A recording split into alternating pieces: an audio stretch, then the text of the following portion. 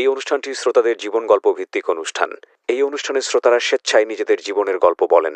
শ্রোতারা যা এখানে বলেন তা সরেজমিনে ইনভেস্টিগেটেড নয়। আরজি কিবরিয়া আপনাদের সবাইকে আমন্ত্রণ জানাচ্ছি জীবন গল্পের আরও একটি অনুষ্ঠানে এবং আরও একটি পর্বে। আমি কথা বাড়াবো না, শুরুতেই আমার সঙ্গে যিনি আছেন তার সঙ্গে একটু পরিচিত হব। কি নাম আপনার? কামরুন্নাহার এলিস। এলিস। বয়স কত আনুমানিক? বয়স 53 বছর বয়স। জন্ম জেলা কোথায়? জন্ম জেলা এনায়েতপুর, মানে সিরাজগঞ্জ, এনায়েতপুরে। বাবা কি করতেন আপনার? বাবা বিজনেস করতেন। জি বলেন, কি বিষয়ের গল্প? আমরা একটু ছোটবেলা থেকে শর্ট করে একটু শুনি।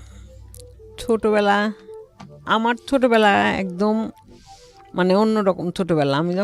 আমার যখন 14 বছর বয়স তখন আমার বিয়ে হয়ে যায়। আমার জন্ম 71-এ আর বিয়ে হয় আমার 83-তে। আচ্ছা। তারপরে 84, 85, 86, 87, 88, মানে 89, 90-তে আমার অলরেডি 3টা বাচ্চা হয়ে যায়। একদম অল্প বয়সে বলা যায়। একদম অল্প বয়সে, হ্যাঁ। তারপরে আমার বিয়ে হয়, কিন্তু আমি জন্ম আমার এনায়েতপুরে, কিন্তু আমার বেড়ে ওঠা পাবনাতে, বড় হয়েছি পাবনাতে। সেখানে আমার বিয়ে হয়, আমার হাজবেন্ড মানে পিডিবিতে চাকরি করেন, তখন করতো আর কি। তো ওই সুবাদে সে পরিচয়টাও হলো, আমার হাজবেন্ড আমাদের বাসায় কারেন্টের বিল করতে যাইতো। তো ওইখান থেকে ওনার নাকি, আমার হাজবেন্ডের মুখে শোনা, আমার আব্বাকে নাকি ওনার আব্বার মতো লাগতো। এই জন্য সে বলছিল যে আমি ওনার মেয়েকে বিয়ে করব। এটাই হলো আমার আর কি কথা, যে আমাকে কেন সে, আমার বাড়ি তো কোথায়, তার বাড়ি কোথায়, একসাথে হলাম কেমন করে, এই হিসাবে তার সাথে আমার বিয়ে আর কি।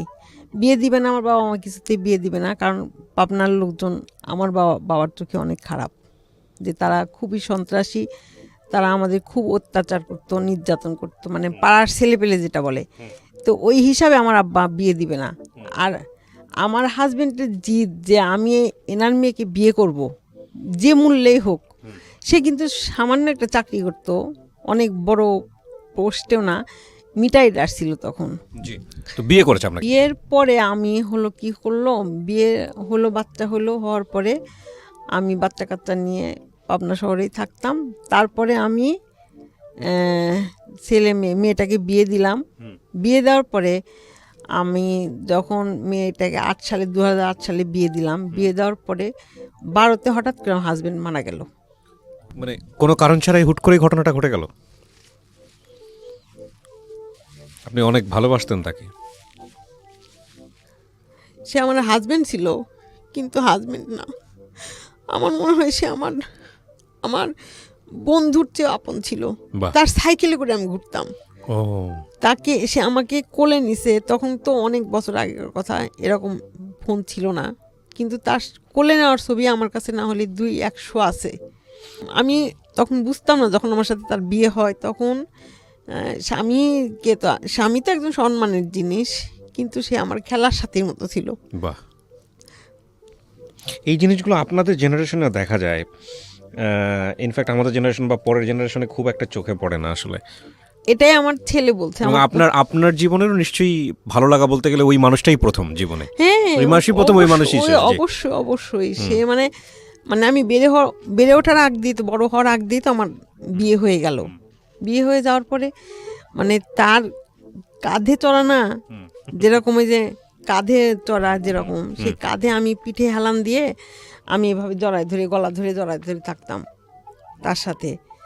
তারপরে সাইকেলে চড়তাম তার সাথে, আমি সাঁতার পারি না, তারপরে তার সাথে পুকুরে নেওয়া গোসল করতাম। 2012 সালে যখন সে মারা যায় তখন আপনার বাচ্চা কাচ্চার বয়স? আল্লাহ, তখন তো হঠাৎ করে আমি মানে আমার বাচ্চা কাচ্চা এখন বড় হয়ে গেছে। ওই সময়টাতে বড় হয়ে গেছিল? বড় বাচ্চা, আমার ছোট বাচ্চা তখন মানে ইঞ্জিনিয়ারিং ফাইনাল পরীক্ষা দেয় নাই। আচ্ছা, তার মানে মোটামুটি সবাই মোটামুটি স্টাফ। হ্যাঁ, বড় মেয়েটাকে আমি কেমিস্ট্রিতে মাস্টার্স করাইছি, মাস্টার্স পরীক্ষা তখন দিচ্ছিল না, অনার্স ফাইনাল ইয়ার পরীক্ষা হয়ে গেছে, আমরা মাস্টার্সই দিয়ে শেষ, রেজাল্ট হয় নাই। আর বড় ছেলে তখন বিবিএ কমপ্লিট করছে, MBA-তে ভর্তি হয়নি। আর ছোট ছেলে সেটা হলো বিএসসি কমপ্লিট হয়নি, সে ফাইনাল পরীক্ষা দেয়নি। এই অবস্থায় সে মারা গেল। মানে হঠাৎ করে ভালো মানুষ হুম। এতই ভালো ছিল সে কোনোদিনও বলতো না যে আমার শরীরের মধ্যে খারাপ লাগে, ও কোনোদিনও বলতো না। হঠাৎ করে রাত্রেবেলা ঘুম থেকে উঠলাম, ওঠার পরে সে বলতেছে যে আমাকে ডাকতে এলি শোনো।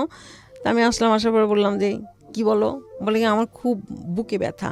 তো তার আগের দিন মানে তার আগের ওই দিনই রাত্রে পেপার কাটিং আছে, সেই পেপার কাটিংয়ে উনি হলো প্রথম আলো পেপার কাটিংয়ে ওই যে দেবাশিটি আছে না, দেবী সেটি। দেবী সেটি, ওনার একটা পেপার কাটিং নিয়ে এসে সে আমাকে পড়ে শোনাচ্ছে, দেখো হার্ট অ্যাটাক করলে এরকম এরকম হয় আর কি। চিন্তা করেন যে তার পরের দিনই সেই দিনই রাত্রেবেলা তার হার্ট অ্যাটাক হলে সে কিছুই বুঝলো না। যাই হোক, জন্ম মৃত্যু আল্লাহর হাতে, এটা ওনাকে এভাবেই লেখা ছিল, হয়তো উনি এভাবেই হ্যাঁ চলে সেটাই। গেছেন। তারপরে সে হার্ট অ্যাটাক করলো। হার্ট অ্যাটাক করার পরে আমি আমার ছেলে মেয়ে তখন তো বড় ছেলে ঢাকাতে, বড় মেয়ে ঢাকাতে, বড় মেয়ে জামাইও টেক্সটাইল ইঞ্জিনিয়ার, আমার ছেলেও টেক্সটাইল ইঞ্জিনিয়ার, মেয়ে ঢাকাতে, দুই ছেলে মেয়ে ঢাকাতে, জামাই ঢাকাতে, আমাকে আবার পাবনা থেকে ঢাকাতে পাঠিয়ে দিল। কিন্তু আমাকে কিন্তু রাজশাহীতে পাঠাইতে পারতো বা এনায়েতপুরে পাঠাইতে পারতো। চিকিৎসা তো এখন উত্তরবঙ্গের দুই জায়গায় হয়, এক হলো রাজশাহী আর একটা হলো এনায়েতপুরে। এনায়েতপুর যে হসপিটাল সেটা আমার মামাদেরই হসপিটাল। তারপরে যখন আমি নিয়ে আসার পরে 2012-তে মারা গেল। মারা যাওয়ার পর 3 ছেলে মেয়ে নিয়ে আমি 13তে আমি ঢাকাতে চলে আসলাম। ঢাকাতে চলে আসার পরে আল্লাহর রহমে ভালোই চলছিল। কিন্তু আমার ওই যে আমার হাজবেন্ড মারা যাওয়ার পরে আমার যে একটা ধাক্কা, আমি ওই শখটাকে আমি সামাল দিতে পারি নাই। এখন যেটা বুঝি, তখন থেকে আমার খারাপ লাগতো, আমি রাতে ঘুমাইতো না। এই 12-13 বছরের মধ্যে আমি মনে হয় আমি বেশিরভাগ রাত্রেই আপনার এই যে শুনতাম, আপনার এই যে FM রেডিও যেটা আর যে কিবরিয়ার এটা শুনে আমার বেশিরভাগ সময় রাত পার হয়ে যেত। ওই রেডিওর প্রোগ্রামগুলো শুনতেন? রেডিও প্রোগ্রামগুলো শুনতাম। প্রিয় শ্রোতা, আমরা এই জায়গাটায় ছোট্ট একটা বিরতি নেব এবং বিরতির পর আবারও ফিরে আসবো জীবন গল্পে। যাওয়ার আগে আপনাদেরকে বলতে চাই, ঢাকা FM এর আরও একটি ইউটিউব চ্যানেল যেখানে আপনারা জীবন গল্পগুলো দেখতে পারবেন। আমাদের এই চ্যানেলটি আপনারা সাবস্ক্রাইব করুন।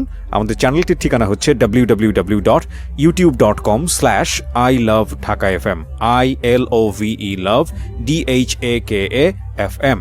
চ্যানেলটিতে গিয়ে আপনারা সাবস্ক্রাইব করুন। আমার এই অনুষ্ঠানগুলোতে যদি আপনি অংশগ্রহণ করতে চান, আমাদেরকে ফোন করবেন। আমাদের ফোন নাম্বারটি হচ্ছে 09611904904। আমি আবারও বলছি 09611904904। ওকে, ছোট্ট একটা বিরতি। জীবন গল্প,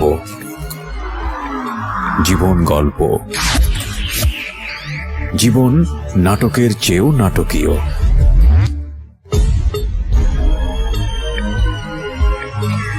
জীবন গল্প, জীবন গল্প। জীবন নাটকের চেয়েও নাটকীয়। Welcome back once again. প্রিয় শ্রোতা, আপনারা শুনছেন জীবন গল্প। আমি আরজি কিবরিয়া আপনার সঙ্গে রয়েছি।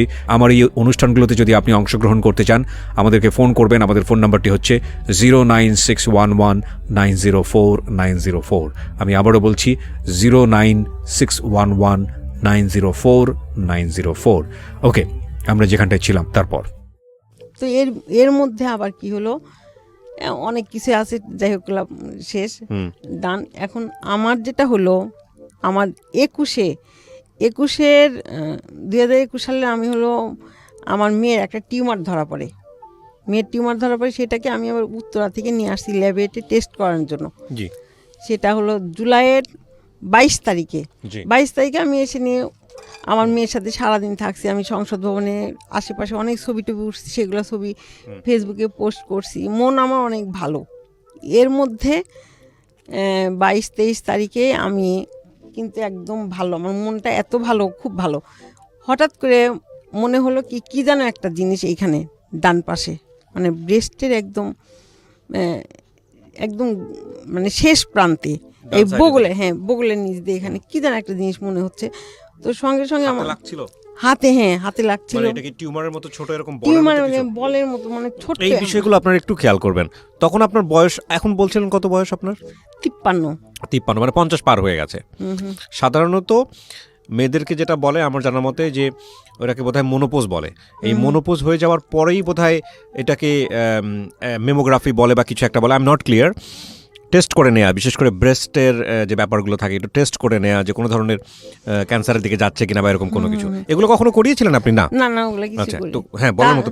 তারপরে ওরকম কিছু একটা ধরা পড়লো, পড়ার পরে হাতে বাজার পরে আমি আমার ছেলেকে দেখাইলাম, প্রথমে বড় ছেলেকে দেখালাম, ছোট ছেলেকে সকালবেলায় উঠে দেখালাম, তারপরে দৌড়ে আমার মেয়ের বাসা আমার পাশাপাশি। তো মেয়েকে আবার বললাম, মেয়ে বললো যে ব্যথা কিচ্ছু ছিল না। তো বললো কি আম্মু, তখন আমি আবার ওই টাইমে আমাকে আবার পাবনার এক ভাবি, তার আবার ব্রেস্টের টিউমার হয়ে সে আবার ইন্ডিয়ায় টাটা হসপিটালে যেয়ে নিয়ে সে অপারেশন করে। তো ওর মেয়েকে মানে ভাস্তিকে আমি ফোন দিলাম, কান্তা নাম, কান্তাকে ফোন দিয়ে বললাম, কান্তা আমার তো এরকম অবস্থা, এখন কী করা যায় বলো তো। কান্তা আবার বললো কি, আন্টি আমাকে কিন্তু টাটা হসপিটালে এক ডাক্তার আছে, ডাক্তার শর্মা না কি জানো, শর্মা বলছে কি যে যদি ব্রেস্টে একটা আঁচলও বের হয় সেটা নিয়ে বসে থাকতে হয় না, আপনি এক্ষুনি ডাক্তারের কাছে যান। তো আমি ওই দিনকা বললো, আমি তখন তো কঠিন লকডাউন, তো ডক্টররা তো অনেক দূরে বসে, আমি তো অনেক দূরে। আমি ভাবলাম যে এখন আলট্রাসোনোগ্রাম করতে গেলে তো দূরে কাছে কিছুই না, শুভ তারপরে ও আলট্রাসোনোগ্রাম করবে, তাও ভয়টা ফেলে দিয়ে আমি বললাম ঠিক আছে যাই, তাহলে দেখে আসি কি হয়। কোভিডের সময়? হ্যাঁ। তখন আমি গেলাম, যাওয়ার পরে উত্তরাতে আমি গেলাম, যাওয়ার পরে ওখানে একটা হসপিটালে যেয়ে আমি ডক্টর পাইলাম না পাওয়ার পরে আমি চিন্তা করলাম যে ডক্টর পেলাম না, ডক্টর তো কালকে বসবে বা বিকালে বসবে, তাহলে আমি আলট্রাসোনোগ্রামটা করেই যাই। আসছি যখন আলট্রাসোনোগ্রাম করলাম, করে নিয়ে আমি রিপোর্টটা না নিয়ে আমি ওকে মেয়েটাকে যে আলট্রাসোনোগ্রাম করে ওই একটা মেয়ের ডক্টরকে বললাম যে মা এখানে কোনো সমস্যা বুঝতেছে? বলে কি আন্টি একটা টিউমারের মতো লাগতেছে, আপনি আজকে ডাক্তার দেখান। তো এই কথা বলে আমি ডক্টর একটা সিরিয়াল নাম্বার দিয়ে বাসায় চলে আসলাম। বাসায় চলে আসার পরে বিকালে আমি আবার রিপোর্টটা নিয়ে আমি গেলাম ডক্টরের কাছে গেলাম। যাওয়ার পরে আমার মেয়ে গেল, আমার ছেলের সাথে গেল। যাওয়ার পরে উনি যখন দেখলো, রিপোর্ট দেখলো, আমাকে দেখলো, দেখার পরে সে একদম বলেই দিল যে এটা টিউমার প্লাস এটা ট্রিপল নেগেটিভ। হ্যাঁ, ট্রিপল নেগেটিভ। আচ্ছা, এটা একটা ভয়ঙ্কর ক্যান্সার, এত বড় ভয়ঙ্কর ক্যান্সার, আপনার এক মুহূর্ত দেরি করা যাবে না, এক্ষুনি আপনি ডাক্তারের কাছে যান। আজকে তো পারবেন না আপনি, এখনই যে ডাক্তারগুলোর কাছে লিখে দিল সেই ডাক্তারগুলোকে আপনি এক্ষুনি দেখান, এটা আপনাকে বায়োপসি করতে হবে, মানে সব ম্যামোগ্রাফ করতে হবে, তারপরে হলো আলট্রাসোনোগ্রাম করতে হবে, তারপরে আরও যত টেস্ট আছে এইভাবে আমি টেস্ট লিখে দিল। প্রায় টেস্ট করতে আমার 1,80,000 টাকার মতো লাগলো। স্পেশালিস্ট হসপিটাল আছে সেইখানে আমাকে লিখেই দিল যে এই ডাক্তার দিয়ে আপনি টেস্টগুলো করাবেন। তো তখন তো উত্তরা থেকে আমার ওই হসপিটালে আসতে মাত্র 15 মিনিট সময় লাগতো। তো এর মধ্যে আমি এই টেস্টগুলোও করাবো, আমার ইচ্ছা যে টেস্টগুলো করাবো, আমি এর ভিতরে আমি ডক্টরে দেখাবো। আমাকে যে ওই যে কান্তা বলে দিল যে আন্টি একটুকু দেরি করা যাবে না, আপনি এক্ষুনি ডাক্তার দেখান। তখন আমি আর দেরি না করে আমি টেস্টও করাচ্ছি, আর আমি হলো ইউটিউবে সার্চ দিয়ে ক্যান্সারের দেখতেছি যে আসলে কোন ডাক্তার ভালো, কি ডাক্তারের কাছে কি বলতে হবে। আমার ছেলে মেয়েগুলো তো সবই আমার ছেলে মেয়ে, ছোট, তো ওরা, আমি তো হাউমাও কান্নাকাটি, মানে বিনা মেঘে বজ্রপাত যেটা হয় না, তার চেয়ে বেশি, মানে মরার আগে মরে গেছি, কিন্তু উঠে আবার দাঁড়াই বললাম না আমার তো মরা যাবে না, আমি তো মরে যাই নাই, আমার তো এটা ট্রিটমেন্ট করাতে হবে, বাঁচতে হবে, আমাকে তো দাঁড়াইতে হবে। তারপরে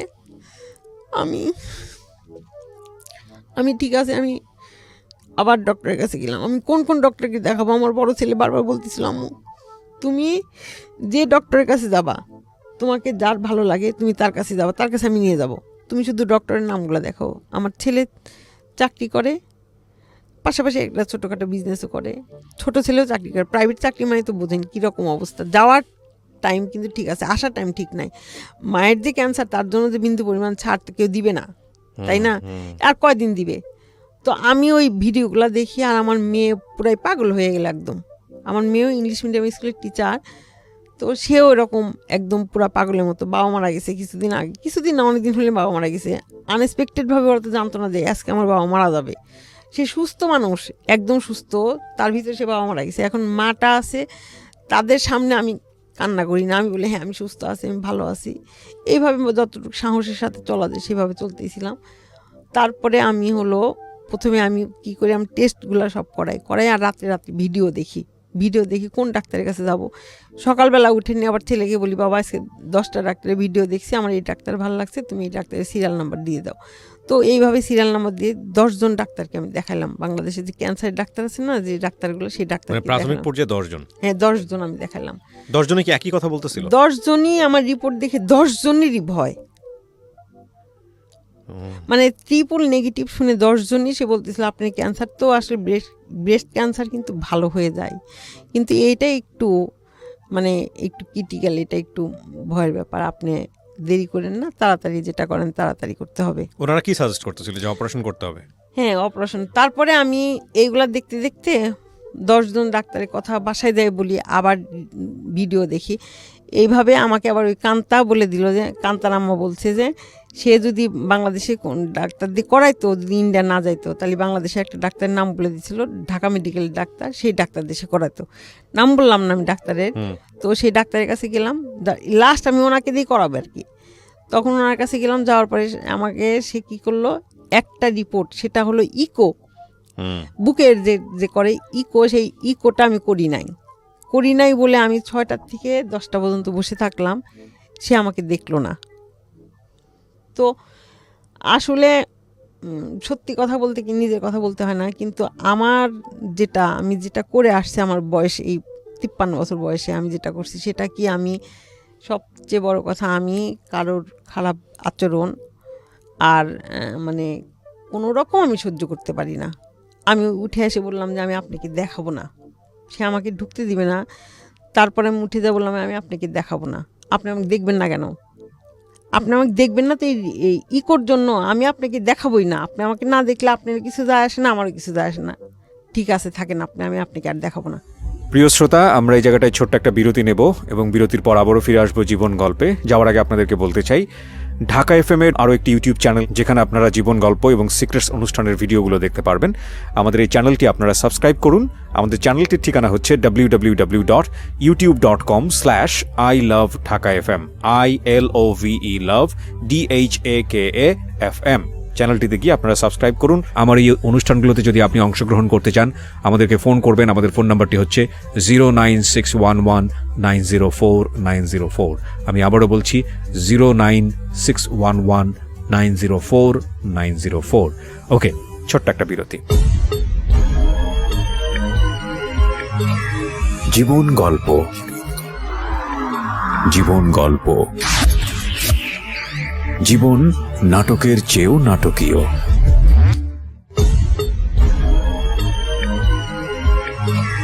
জীবন গল্প, জীবন গল্প। জীবন নাটকের চেয়েও নাটকীয়। Welcome back once again. প্রিয় শ্রোতা, আপনারা শুনছেন জীবন গল্প। আমি আরজি কিবরিয়া আপনার সঙ্গে রয়েছি। আমার এই অনুষ্ঠানগুলোতে যদি আপনি অংশগ্রহণ করতে চান, আমাদেরকে ফোন করবেন। আমাদের ফোন নাম্বারটি হচ্ছে 09611904904। আমি আবারও বলছি 09611904904। ওকে, আমরা যেখানটায় ছিলাম তারপর। তখন রুগীর এই কথা শুনে তো আশেপাশের লোকজন যারা থাকে তারা তো মানে একটা কেমন না, যে আবার কী ধরনের রুগী, এই কথা বলে বের হয়ে আসলাম। বের হয়ে আসার পর রাত্রেবেলা আমি আবার ভিডিও দেখতে দেখতে দেখি কি একটা ডাক্তারের ভিডিও আমি দেখলাম। সেই ডাক্তারের দেখে আমার খুব ভালো লাগলো। আমি সকালবেলা উঠে এই 7 দিনের মধ্যে আর কি, 23 তারিখ থেকে শুরু করে 23-24 তারিখের থেকে শুরু করে আমার হলো রিপোর্ট আসতে আসতে 6 তারিখ হয়ে গেল। 6 তারিখের মধ্যে কিন্তু আমি ডাক্তার ঠিক করে ফেললাম। আমি সে ডাক্তার হলো ডাক্তার কৃষ্ণারূপা। আমার ভাল লাগলো। ভাল লাগার পরে আমি কৃষ্ণারূপার কাছে গেলাম। যাওয়ার পরে ওনাকে সব দেখাইলাম। আমি ওনার সাথে কথা বললাম। কথা বলার পরে সেই ডাক্তার আমাকে, আমি তো কথা বলতে পারলাম না, আমি আমার হাজব্যান্ডের কথা জিজ্ঞেস করলাম। আমি অমনি কান্নাকাটি শুরু করে দিলাম। শুরু করার পরে সে বললো যে কোনো সমস্যা না, আপনি তো 80% না, আপনি তো 99% কাজ করে আসছেন। এরকম কাজ তো আমি, এরকম রুগী আমার এই চেম্বারে আমি আমার লাইফে পাই নাই। মানে সবাই টেস্ট করে সে এত ডিটারমাইন্ড। আমরা তো ক্যান্সার এই কথাটা কোনো রুগীর সামনে উচ্চারণই করি না। আর আপনি জেনে জুনে স্টাডি আপনি- করে হ্যাঁ, আপনি নিজেই এত কিছু করে আসেন, আপনি আমি কি বলবো। এই কথা বলে সে বললো কোভিডটা টেস্ট করান আর কালকে ভর্তি হয়ে যান, আমি আপনি কালকে অপারেশন করব কোন হাসপাতাল? আনোয়ার খান মডার্নে। আচ্ছা, মানে এক রাত্রে আমার সিদ্ধান্ত, আমি আনোয়ার খান মডার্নে এই ডাক্তার দিয়ে করবো। আমার ছেলেরা আমার মেয়েরা বারবার বলতেছে আম্মু তুমি চিন্তা করো, তুমি যেখানে যাবো সেখানে নিয়ে যাবো, কিন্তু তারপর চিন্তা করো তুমি। তো আমি বললাম চিন্তা শেষ আমার, আমি এই ডাক্তারকে দিয়ে করাবো। তারপরে আমাকে নিয়ে গেল, নিয়ে যাওয়ার পরে ডাক্তার টেস্ট, আমি কোভিড টেস্ট করালাম। পরের দিন আমি ভর্তি হয়ে গেলাম। যাওয়ার পরে আমি হসপিটালে মানে 4টা, আমাকে মনে বললো যে 4টাতে আপনি ওটিতে ঢুকাবো, আপনি 2টার দিকে ইয়ে হয়ে যান, অ্যাডমিট করে ওই ওয়ার্ডে একটা সিট নিয়ে ভর্তি হয়ে যান। আপনি ক্যাবিন দেওয়া হবে রাতের বেলা, মানে ভোরবেলা, যেদিন অপারেশন করব তার ভোরবেলা আপনাকে 7-8 ঘন্টা অবজারভেশনে রাখবো, তারপর আপনি ভোরে আপনাকে ক্যাবিন দেবো। ওকে। আমি একটা জিনিস আপনাকে যেহেতু একটু শর্ট করে একটু জানতে চাই আপনার কাছে, সেটা হলো যে আপনি প্রথম ডায়াগনোস হলো কত 2021 সালের কোন মাসে? এটা জুলাই মাসে। জুলাই মাসে 2020 না 21? 21। তার মানে আপনার এই যুদ্ধটা হচ্ছে প্রায় 1 বছরের বা 1.5 বছরের কাছাকাছি। এখন কি আপনি পুরোপুরি কিওর করেছেন? এখন আমি পুরোপুরি কিওর করেছেন। তো এই যে সময়টা আপনার রেডিয়েশন নিতে হয়েছে, কেমোথেরাপি নিতে হয়েছে, কতগুলো নিতে হয়েছে? আমার কেমোথেরাপি 8টা। ওরে বাবা। আর রেডিও নিছি 25টা। আচ্ছা, রেডিওথেরাপি 25টা, আচ্ছা। আর কেমো নিছি 8টা। কোনো চেঞ্জেস টের পান শরীরের মধ্যে? ওরে বাবা, সেটা তো মানে বলে শেষ করা যাবে না। বলে শেষ করা এই যাবে না। কেমোগুলো কি খুব পেইনফুল হয়?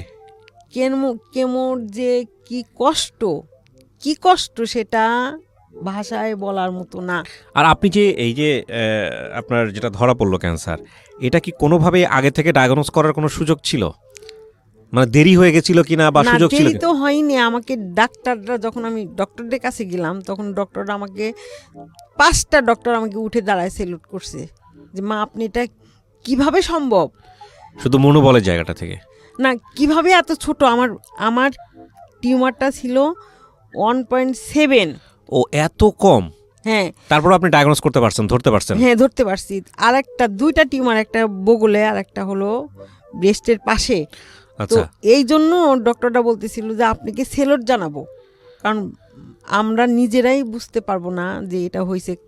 আমার এখন সেটাই মনে হয় যে শরীরের অন্য কোথাও আর নাই? না, কোথাও নেই। আচ্ছা, নাতাশা মিমের কথা শুনে, নাতাশা মিম, ডক্টর নাতাশা মিম যে হুম। উনি তো একটা ভিডিওতে বলছে যে আমি ব্যথা পাইছিলাম, আমার মনে হয় ব্যথার থেকে এই জিনিসটা হয়েছে। আমি তার প্রত্যেকটা ভিডিও দেখছি। তো এখন আমাকে- উনি ব্রেস্ট ক্যান্সার সার্ভাইভার? হ্যাঁ হ্যাঁ হ্যাঁ হ্যাঁ। ওকে। ওনার তো এখনো শেষ হয়নি। ওনার মনে হয় উনি আর এখন ভিডিও করতেছেন না। ও উনি ইয়ে করতে পারে নাই। ওকে। আমি আপনাকে যারা এরকম ব্রেস্ট ক্যান্সারের পেশেন্ট বা ব্রেস্ট ক্যান্সার হয়ে যাচ্ছে তাদের জন্য আপনি কি বলবেন, কিওর হওয়ার জন্য, বা কি বলার আছে আপনি শেষ করে তাদের জন্য একটাই কথা, যে অনেক বেশি সচেতন হতে হবে, নিজেরটা নিজেরই বুঝতে হবে। এটা ডাক্তার বোঝার আগেই তোমাকে বুঝতে হবে, এবং এটা শেয়ার করতে হবে। এবং অনেকেই এটা গোপন করে। এটা গোপন ওপেন কিছুই না। এটা যখনই হবে, যখনই বুঝতে পারবে, তখনই ডাক্তারের কাছে যেতে হবে। কারণ কেউ জানে না যে এটা ভয়ানক না সে এটা কুসাপ না এটা ধরা সাপ, এক কথায় বলবো যেটা। ওকে। প্রিয় দর্শক এবং শ্রোতা, আমি আপনাদেরকে বিনীতভাবে রিকোয়েস্ট করবো, এটা খুব ছোট্ট করে আমি রেডিওতে নিয়ে এসেছি। ব্রেস্ট ক্যান্সার নিয়ে আমাদের সবাই সচেতন হতে হবে, এবং বিশেষ করে 40-এর ওপরে যারা বয়সে আছেন, আপনারা ইউটিউবে প্রচুর ভিডিও আছে, ভিডিওগুলো দেখবেন, সংকোচ করবেন না। এবং এটা নির্ণয় করার জন্য ক্লকওয়াইজ একটা এক্সামও আছে আমি যতদূর জানি। আপনারা ভিডিও দেখে এগুলো, আমি যেহেতু একজন ফিজিশিয়ান নয় বা আমি যেহেতু ডক্টর নই, বাট আমি সাজেস্ট করব যে আপনারা কোনো ধরনের কোনো শঙ্কা বোধ করলে সরাসরি ডক্টরের শরণাপন্ন হবেন। আপনাকে অনেক ধন্যবাদ যে আপনি আপনার জীবনের খুব গুরুত্বপূর্ণ গল্প আজকে আপনি রেডিওতে শেয়ার করতে এসেছেন, সেজন্য অনেক ভালো থাকবেন আপনি। থ্যাংক ইউ আপনাকে। জি, আপনি গল্প শুনতেন, আজকে আপনি নিজেই গল্প হয়ে গেছেন। সত্যি কথা, আপনার গল্প অনেক শুনছি। জি, মানে আমার মনে হয় যে 10 বছরে একটা গল্প আমি বাদ দিইনি। বাহ, মাশাআল্লাহ। শেষ করছি আজকের মতো প্রিয় দর্শক এবং শ্রোতা, আসসালামু আলাইকুম।